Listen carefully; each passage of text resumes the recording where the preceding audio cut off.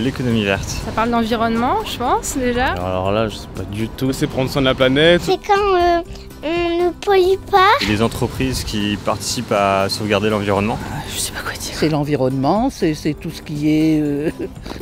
j'en sais rien. Retraiter nos propres déchets, les photocopies, le carton, l'encre, etc. Faire que de nouveaux marchés soient disponibles pour certaines entreprises. Créer de l'emploi, créer de la richesse, créer des nouvelles activités. Qu'on peut voir dans les villes, les bus qui polluent moins. Aider les fermes, par exemple, pour tout ce qui est produits bio. Les métiers artisanaux, certains secteurs du BTP. Des entreprises de traitement des déchets, de traitement de l'eau. Dans tous les métiers, on peut trouver une branche plus ou moins grande, plus ou moins large, pour justifier de cette nouvelle économie dite verte. Et il serait plus que temps d'ailleurs de la mettre en œuvre.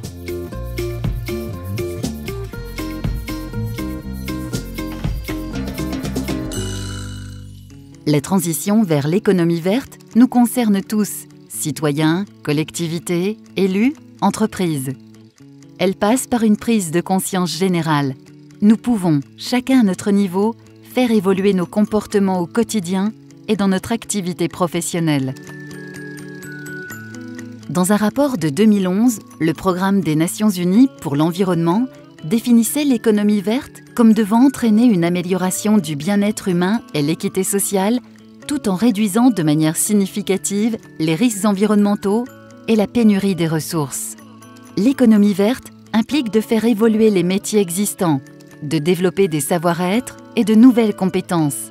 Les professionnels des différentes filières de l'économie verte se mobilisent pour accompagner ces évolutions.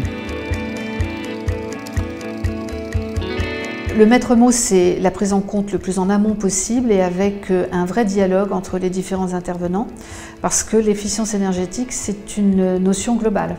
Et il faut absolument une culture commune de l'efficience énergétique entre les différents intervenants. Chaque territoire dispose d'atouts, souvent très importants. Ça peut être des énergies renouvelables locales, ça peut être des atouts topographiques ou géotechniques. Donc c'est très important que la technologie vienne en valorisation de ces atouts et non pas en substitution. Enfin, troisième point, je pense que la performance énergétique doit être prise en compte à différentes échelles spatiales. Il n'y a pas que le bâtiment qui peut être performant du point de vue énergétique, ça peut être un îlot, ça peut être un quartier.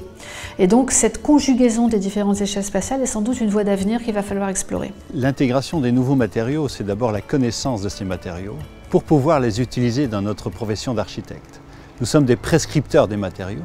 Et donc la connaissance des matériaux qui sont mis à notre disposition par les professionnels fabricants eh bien, nous permet de concevoir autrement et de quelquefois éco-concevoir, comme vous le voyez derrière moi sur le bâtiment, qui est le siège de nos bureaux. On dispose déjà d'énormément de compétences dans les métiers du bâtiment et il va peut-être falloir les partager avec d'autres corps de métier et puis il va peut-être falloir aussi les faire un peu évoluer. Mais je ne crois pas à une grande révolution. Le développement durable, c'est une chance pour les métiers du BTP. L'économie verte, c'est l'économie qui est très décarbonée, qui consomme moins d'énergie, celle qui est naturelle. Eh bien, nous avons, nous, un rôle très important pour pouvoir discerner dans les éléments qui sont donnés pour nous concevoir les bâtiments, quels seront les matériaux qui ont le moins impact sur l'environnement, les matériaux qui ont un bilan carbone très créditeur, de telle manière que nous puissions favoriser l'avenir de cette économie verte que nous appelons tous nos vœux. De même, on va devoir utiliser au mieux tous les espaces qui sont déjà anthropisés. Il faudra savoir assainir, dépolluer, déconstruire de manière sélective, recycler, reconstruire in situ en valorisant les matériaux dans un contexte, vous le savez, de rareté annoncée des matériaux. Donc les métiers du prélèvement raisonné des ressources, les métiers du recyclage, les métiers de la déconstruction et les métiers de la renaturation sont également des chances pour le BTP. Alors les professionnels du bâtiment, je dégagerai deux professionnels différents, ceux du monde de la prescription et ceux de la réalisation. Ceux de la réalisation, ce sont nos entreprises à qui nous donnons les bonnes informations avec ces nouveaux matériaux que nous prescrivons. Et donc il y a un changement de paradigme là parce que les entrepreneurs sont quelquefois un peu déstabilisés parce que nous proposons des matériaux alternatifs qu'ils ne connaissent pas. Et donc il y a énormément de formation à demander à ces personnels comme à ceux de la prescription, les architectes. Bien évidemment, toute la filière de l'acte de bâtir en ce qui concerne aussi les sous-traitants, les fournisseurs, les architectes, tout le monde évolue.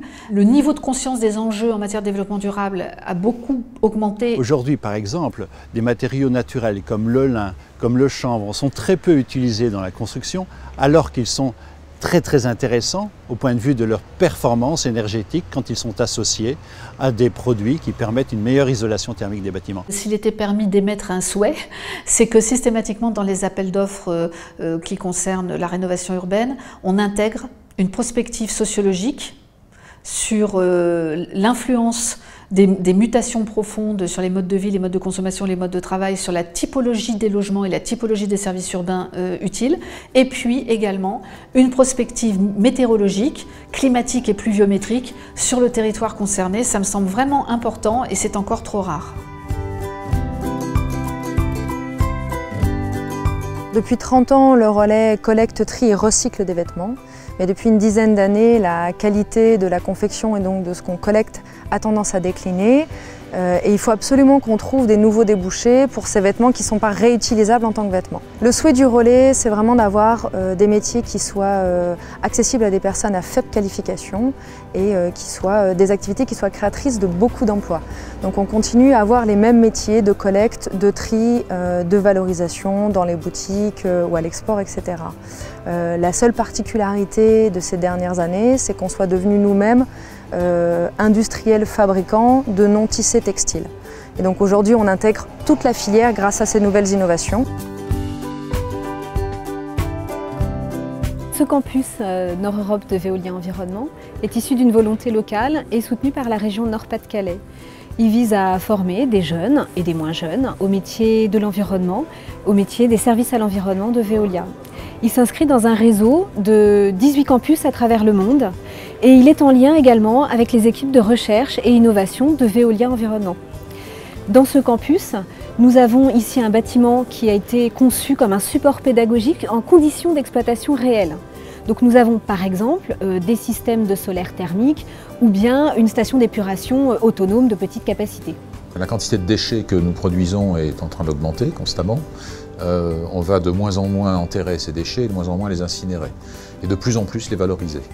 Pour valoriser ces déchets qui deviennent aussi de plus en plus complexes, parce que ce sont des fabrications finalement que l'on jette, il va falloir développer de la technologie. On a deux familles de salariés par tranche d'âge. On a des anciens qui sont des vieux ingénieurs connaissant très bien la métallurgie, et puis on a des jeunes qui sont de très bon niveau, et il faut transférer le savoir, mais des jeunes qui ont moins de 30 ans. C'est-à-dire donc on prend des gens qui ont plus de 50, des gens qui ont moins de 30, et le transfert de savoir se fait entre ces deux familles de population.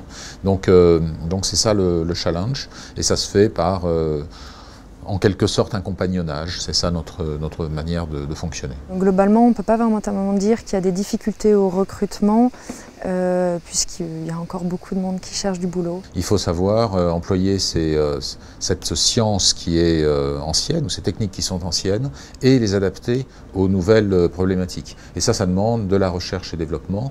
Pour donner un exemple, sur les 47 personnes de la société, nous en avons 7 qui sont en recherche et développement. La particularité du relais, c'est vraiment de vouloir donner la chance aux personnes qui veulent travailler. Le plus important pour nous, c'est la motivation et le fait qu'elles aient véritablement des difficultés à trouver un emploi. C'est véritablement des métiers qui sont formateurs.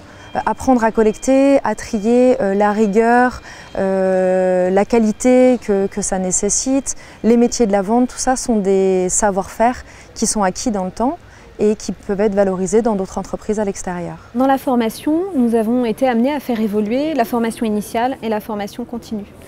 Tout d'abord, en formation initiale, nous croyons fortement en l'alternance. L'alternance parce qu'elle permet aux jeunes de découvrir à la fois des compétences et des connaissances en centre de formation et de découvrir les valeurs et le fonctionnement de l'entreprise en situation réelle. Nous formons ces jeunes au métier des services à l'environnement et notamment au métier de l'économie verte. Nous avons également dû faire évoluer notre formation continue pour adapter en permanence nos exploitants, nos techniciens au métier de Veolia Environnement qui change en fonction des attentes et des nouvelles technologies. Au campus Nord-Europe, par l'intermédiaire du CFA-ISE, Institut des services à l'environnement, nous avons mis en place 2 mentions complémentaires au bac professionnel. La première, technicien en énergie renouvelable avec option thermique. La deuxième, technicien des services à l'énergie pour répondre à des besoins notamment de grosse puissance. Le réseau des campus de Veolia Environnement est en lien avec un nombre important d'universités, de grandes écoles, d'écoles d'ingénieurs et autres. Et nous en bénéficions bien évidemment au campus Nord-Europe. Au-delà de cela, Nous sommes implantés ici sur la zone du Grand But, tout près de l'écoquartier Humanicité développé par l'Université catholique de Lille. Et bien évidemment, nous faisons un partenariat avec l'Université catholique de Lille, puisque nous nous retrouvons sur des valeurs d'humanisme, de développement durable et de protection de l'environnement. Les vieux business models sont évidemment déjà très en place et représentent un frein considérable à toutes ces nouvelles idées. Et le deuxième frein, c'est que les idées viennent aujourd'hui fondamentalement, elles sont en train de naître fondamentalement dans des réseaux de PME, et ces réseaux de PME sont à la recherche de financement. Donc il y a un frein financier, et le monde financier, notamment français, n'est pas du tout organisé pour développer ces PME. Le potentiel de développement de la filière, que ce soit au niveau de la collecte, du tri ou du recyclage des textiles, est encore énorme. Après, c'est un choix et une volonté politique. Ça, c'est vraiment un des grands challenges que nous avons, c'est essayer de faire en sorte que la technologie développée d'abord en Europe reste en Europe, et puis en France, qu'elle reste en France aussi, ça serait pas mal.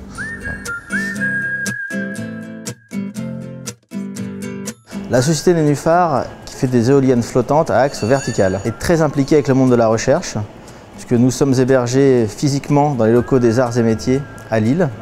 Nous avons développé la plupart des technologies très innovantes que nous utilisons avec l'aide de centres universitaires français et des groupes de recherche, notamment les Arts et Métiers. Donc on est sur une technologie qui allie des capteurs solaires et des pompes à chaleur qui est relativement spécifique et donc qui demande un temps d'adaptation à chaque nouvel arrivant. Alors, ce qui m'a poussé à travailler chez un fabricant d'énergie renouvelable, c'est parce que c'est un secteur d'avenir et que c'était ma façon de mettre ma petite goutte pour préserver la planète. On a une politique très axée sur la formation en interne pour expliquer aux différents salariés quel est leur rôle dans le fonctionnement global de l'entreprise et dans le fonctionnement du système qui est développé par Heliopac. Dans un premier temps, je suis arrivé ici en tant que plombier chauffagiste. On m'a fait une petite formation interne pour intégrer tout ce qu'il fallait savoir en gros pour le prémontage des panoplies.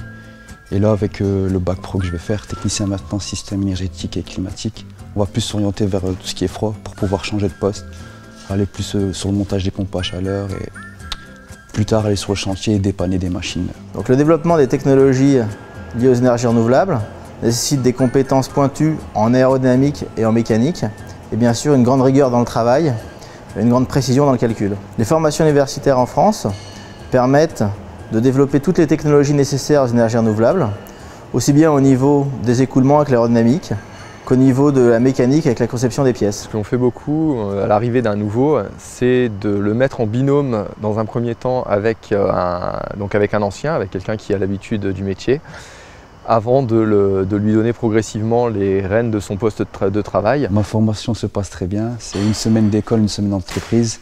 Et c'est très complémentaire. Aujourd'hui, au niveau technique, on a relativement peu de manque puisque l'entreprise est sur son secteur, sur son domaine d'activité depuis une vingtaine d'années. Alors je vois l'évolution de mon métier de manière professionnelle très bien.